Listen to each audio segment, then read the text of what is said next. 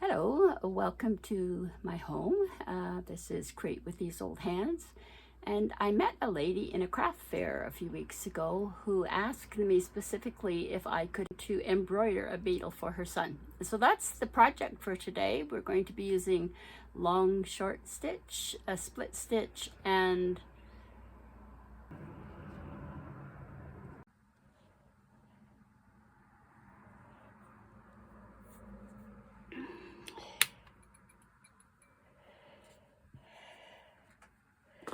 we have copied our beetle onto cardstock with a pretty heavy line because it has to show through from the light box to the fabric.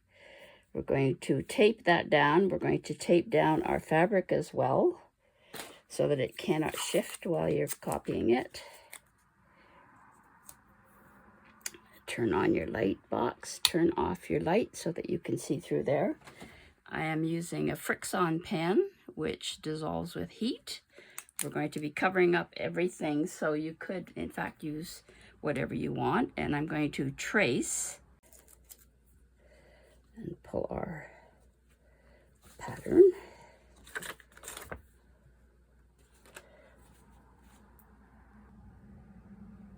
So you wrap your inner hoop so that it stays tight when you put it on. Push down on your outer hoop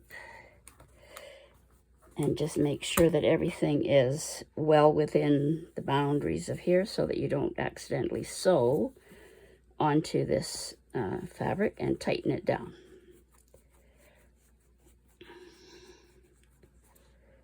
Even though these are not normally used for embroidery, I use them all the time.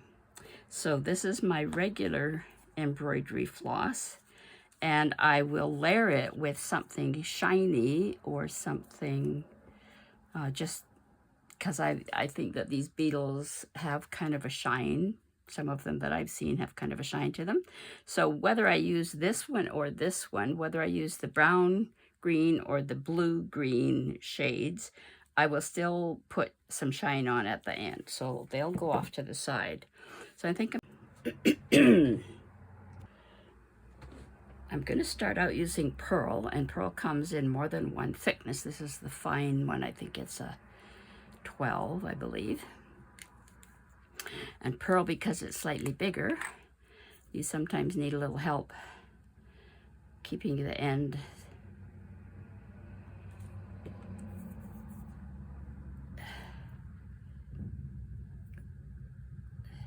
so you pinch your pull it down, pinch the end and with your non-dominant hand, and just aim the eye at that end with your dominant hand.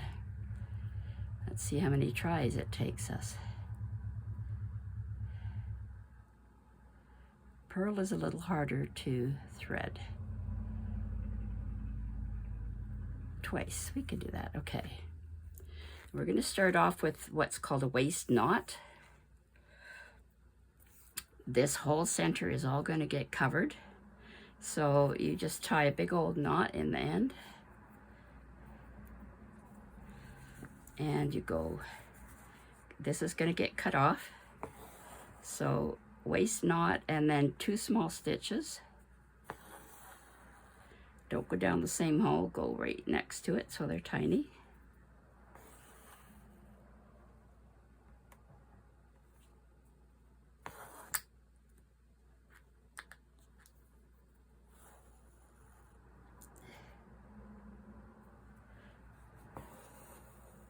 And then you come up where you're going to start stitching. So a back stitch is where you go from the back and you come up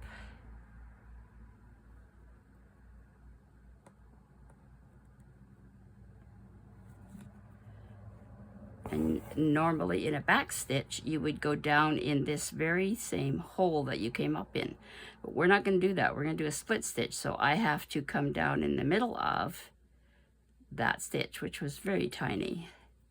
I'll get a little bit bigger. So you go further along, as you can see from the back, up on the line, and back down about a quarter or a third of the way inside that last stitch. It's called a split stitch, and it makes a nice, tight, even outer line.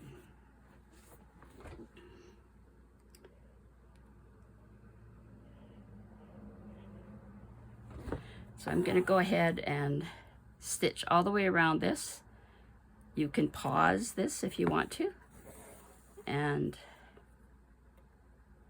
stitch along with me, or maybe watch the whole thing through the first time and then stitch along with me the second time around. So that's called a split stitch, and that's what we're doing all the way around everything that we drew on except the antenna and the arms and legs, which I'm going to use a smaller thread for. Okay, so off we go.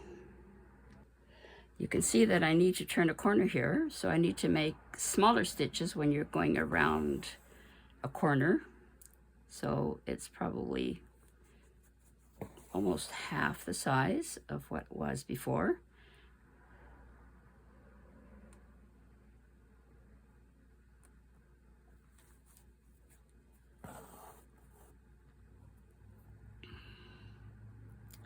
And you see how this is going in a little bit from my line, so as I'm about to stab it, I can pull it out and tack it on the line.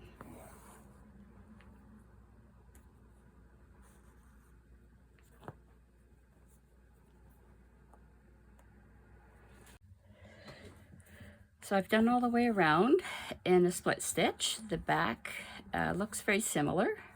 To finish it off, you have two choices. Because we're going to be filling in this whole thing, you can do a couple of small stitches close to where you finished. If I had more embroidery done, I might just weave it back and forth. I'll do both, actually. So you could actually just I go like 3 stitches up and then 2 back. So that's another way of finishing off the back,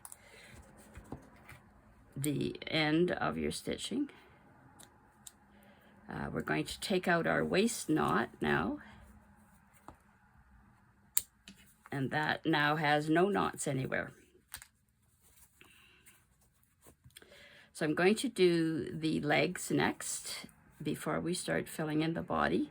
And I think rather than doing the black, because this black's going to be hidden, it's going to be embroidered over top of. I think rather than having black, I'm going to go a little bit funky because I like pink wolves and purple beetles. So so I'm gonna, you can do whatever you have that's really dark, like that's not as dark. That's darker. I think I'm going to go something a little bit fun for the legs. And I'm going to, I know you're supposed to use short lengths because otherwise it starts to fray. But I'm going to go all the way from my, as far as I can reach to my chin. I'm going to cut it. And then I'm going to pull one thread. So to pull one thread, you play with the top till it starts to separate, and you simply gently coax that out. That remains. This is what you're going to use. It was sticking in here. So I don't use needle magnets because I find that they fall out, and I usually embroider sitting in a lazy boy, and I've lost a few in the chair. So thread it through, take it all the way down to match the ends to each other, the loose ends to each other. And in your dominant hand, grab both the needle and this and go 1, 2, pull it down. You've got yourself a very, very small knot that won't leave a big clump anywhere. So I'm going to start by hooking that, rather than, I certainly could do this waist knot again. I tend to be a bit of a rebel, I guess, and I don't necessarily do as I'm told, and I know that's the proper way, but you can do it the proper way or you can do it my way. So I'm just going to hook this.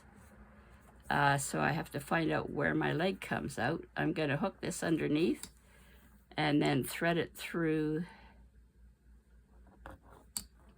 the little knot I made. And that won't come out, and it isn't a big knot. And so I'm going to do the same thing now. I'm going to do split stitch again, but with only 2 threads, so it's quite a bit finer. So first stitch is forward, and then after that it's like a back stitch. So you go ahead of yourself like such, and then you stab partway down your previous stitch. Numbers of threads of floss. So when I get to the little foot part, I'm going to make it finer. So this is still 2.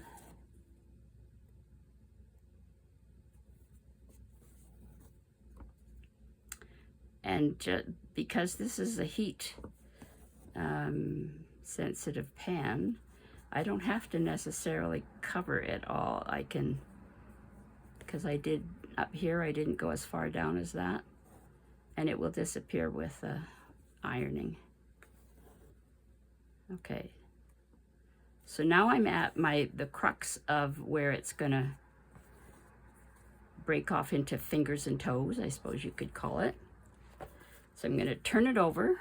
I'm gonna go through once and through and make a little knot. So I have just tied a little knot. I can now use just 1 thread, and that makes it finer. It's just, I'm just being lazy, really.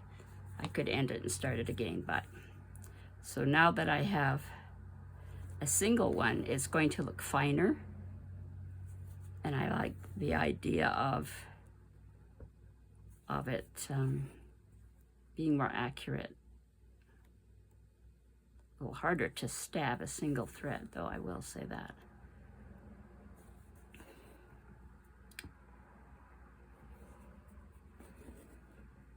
So that's one leg done, so I'll do all the way around, and then I'll meet you at the other end. So we're at the end of our last little leg. Just to repeat what I've said before, so I'm going to tie a little knot.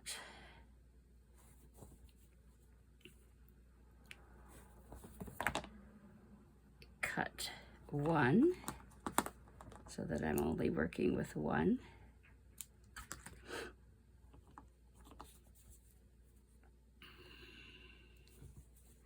And as you can see, I'm sort of almost ignoring my drawing on there, so that's why I like the Frixion pens, because they go away when you iron them. Put his little fingers and toes on. Tie another little knot.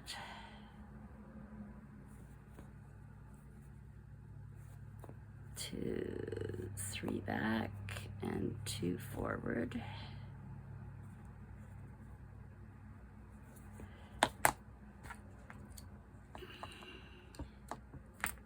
It's not real pretty on the back, but I'm not worried about it.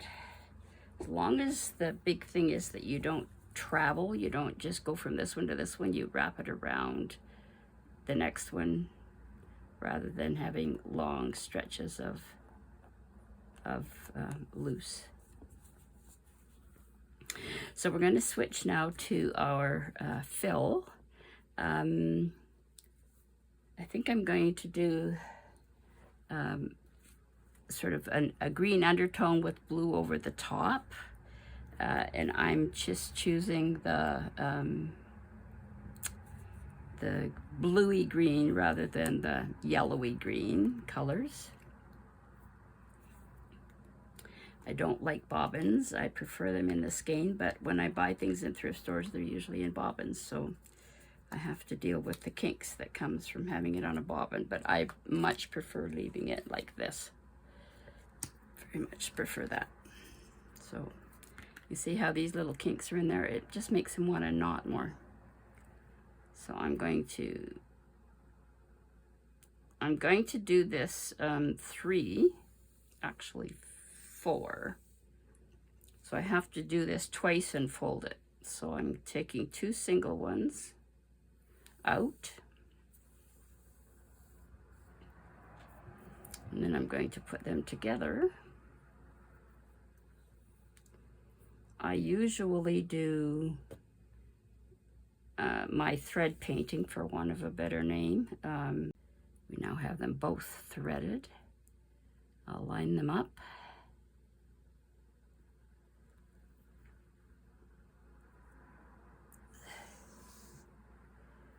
You do have to run it through your fingers a few times to get rid of the kinks, etc. So I'm now using 4. So I'm going to 1, 2, 3. Actually, I'm going to do a waist knot this time because that makes it pretty, when you're using 4, that makes a pretty big thing. So the waist knot goes in anywhere, doesn't matter, you're going to cut it off. And then 2 small stitches.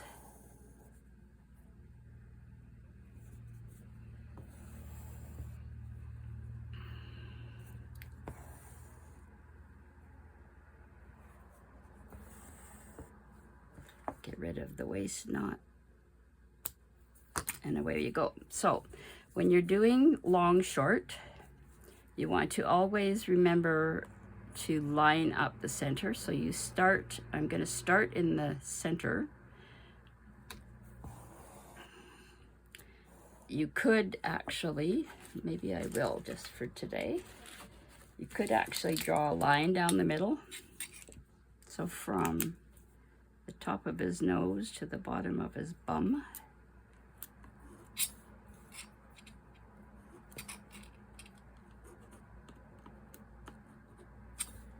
That's sort of what you're aiming for, regardless of what's going to happen out here. So I'm going to go straight down.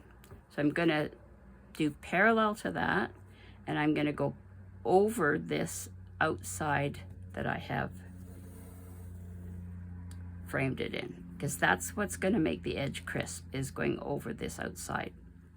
So the second one is not in the same spot as the first one.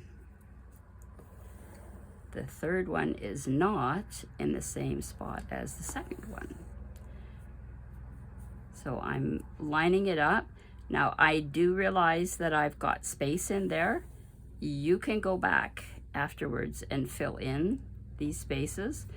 I'm going to be putting shiny over the top, and that shiny is going to fill in any spots that I might have left. So basically, we're just going up and down past the, tuck it under the edge. Okay, maybe I will fill that. That's a pretty big hole. So, but I'm not going up here and I'm not going up here. I'm going up somewhere in the middle. And straight down. It's a pretty big hole. So it doesn't really matter if you do it close together the first time or you go back and fill it in. It really does not matter that much. Make sure it's tight on your thing because you don't want to get any puckering.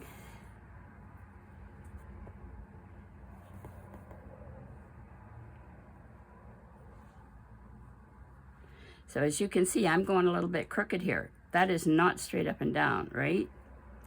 Rather than trying to take it out, I'm going to just go over top of and aim more accurately this time. And that will hide that one that's slightly crooked.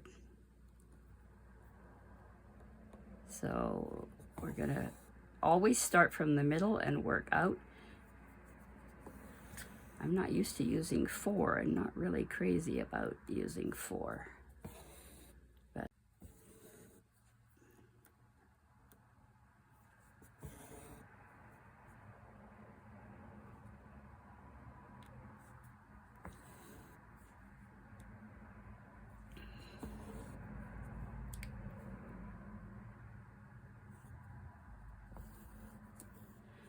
so I've gone all the way to that outside. I have not gone all the way here, but I'll fill it in with the next color. So turn it over and make your little knot. 1, 2, 3 up. 1, 2 down, and cut.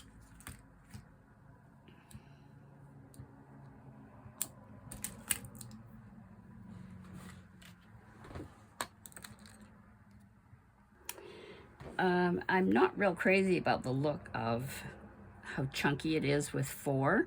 So I don't know what it'll look like at the end, but for the purpose of showing you the difference, I'm going to switch to 2.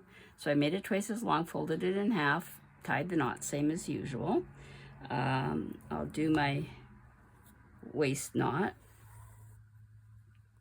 and 2 stitches. And you'll see the difference. I really don't care for the look of that 4. So maybe that's a good mistake to make, to show you it's not always better to do larger number of threads. All right, so I'm gonna start in the middle. I'm gonna get rid of my waist knot. So start in the middle and go straight down, and we're going to go halfway down my previous color. Now this time I'll have to make twice as many stitches because I've only got half as much coverage. It doesn't matter where you go down as long as they're not in a row, because that will make a block as well. I have a hole there, that's fine, I'll fill it in. I don't want you to be afraid to do long short, and I want you to see that you can actually fix gaps, I guess you would call them.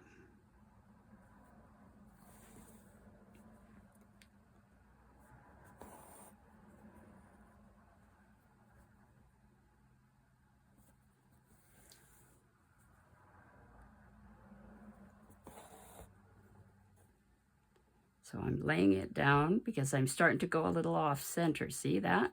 So I'm laying it down, and as you go over, it will correct that angle that I've started getting.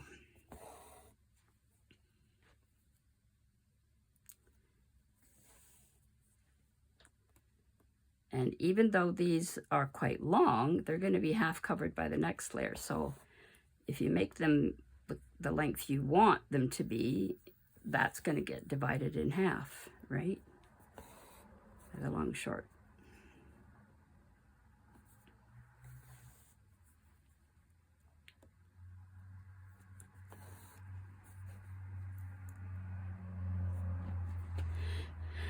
So I'm going to finish this row, and then we'll go on to the next one.